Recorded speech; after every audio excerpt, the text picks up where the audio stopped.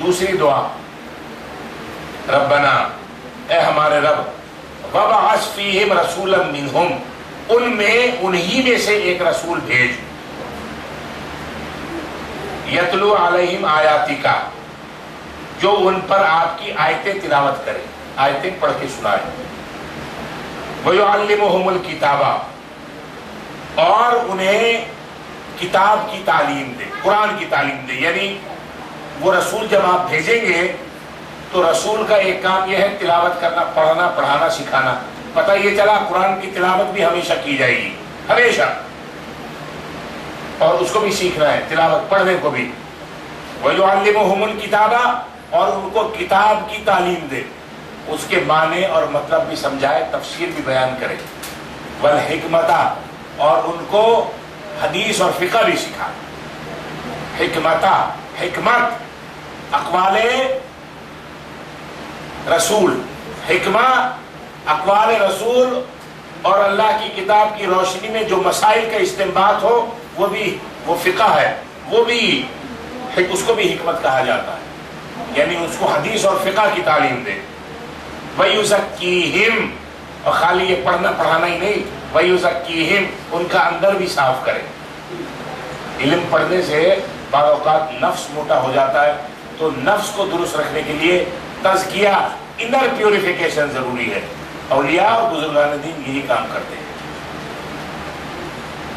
اِنَّكَ أَنْتَ الْعَزِيزُ الْحَكِيمُ، بے شک آپ مکمل اقتدار کے مالک، حکمت والے ہیں۔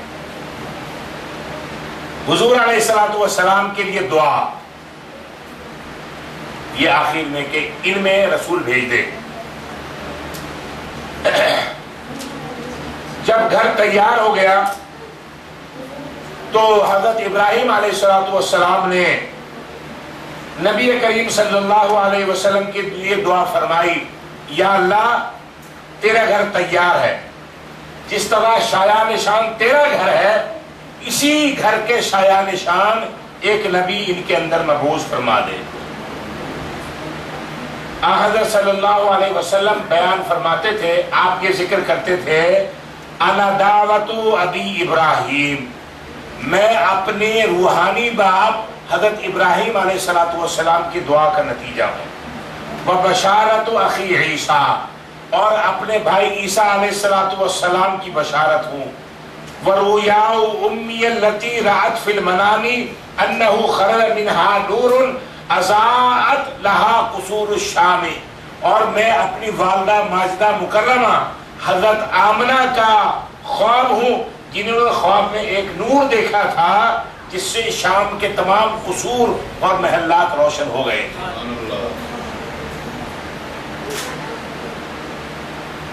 ہوئی پہلو آمنہ سے ہویدا، دعائے خلیل اور نوید مسیحا، اتر کر ہرا سے سوئے قوم آیا، اور ایک نسخہ کیمیا ساتھ لایا۔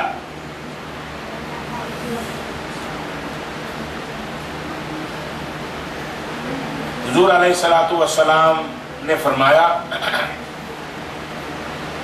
کہ میرے باپ ابراہیم علیہ السلام کا، ابراہیم علیہ السلام سب کے باپ ہیں، سب کے باپ، سارے انبیاء کے بھی اور ہمارے قیامت تک آنے والے سب کے بڑے ہیں۔ حضور علیہ السلام نے فرمایا کہ میرے اوپر ابراہیم علیہ السلام میرے روحانی باپ اور جدی پشتی باپ، ان کا بڑا احسان ہے، میں ان کی دعا کا ثمرہ، ان کی دعا کا پھل میں ہوں، تو یہ ابراہیم علیہ السلام کا میرے اوپر بڑا احسان ہے۔ تو اچھا شخص وہی ہوتا ہے جو محسن کے احسان کو یاد رکھتا ہے، محسن کے احسان کو یاد رکھتا ہے۔ اللہ تبارک و تعالی سے حضور نے دعا فرمائی، اللہ نے حضور کی دعا کو قبول فرما لیا اور کہا کہ میری امت نماز پڑھے قیامت تک کے لیے، اس میں آپ نے میرا نام شامل فرمایا ہے، میرے جد امجد ابراہیم علیہ السلام کا یہ میرے اوپر احسان ہے۔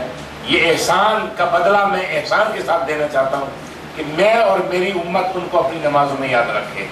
قرآن بھی کہتا ہے نا ہل جزاء الاحسان الا الاحسان.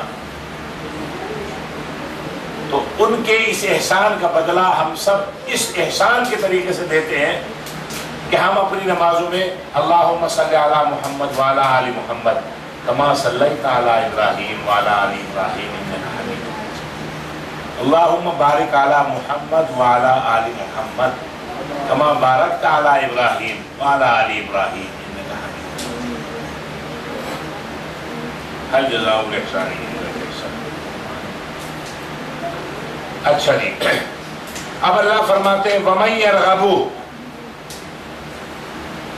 اور کون ہے وہ شخص جو منہ موڑے عن ملت ابراہیم، ابراہیم علیہ السلام کی ملت سے، الا من صفح نفسا، مگر وہ جس نے بے وقوفی کی اپنے نفس کے معاملے میں، اپنے نفس کے تعلق سے. ابراہیم علیہ السلام کی ملت سے منہ موڑنے کا کام وہی کر سکتا ہے جو حد درجہ بے وقوف ہو اور اپنی عقل کو استعمال نہ کر سکے. عقل مند شخص ملت ابراہیمی سے انکار نہیں کر سکتا.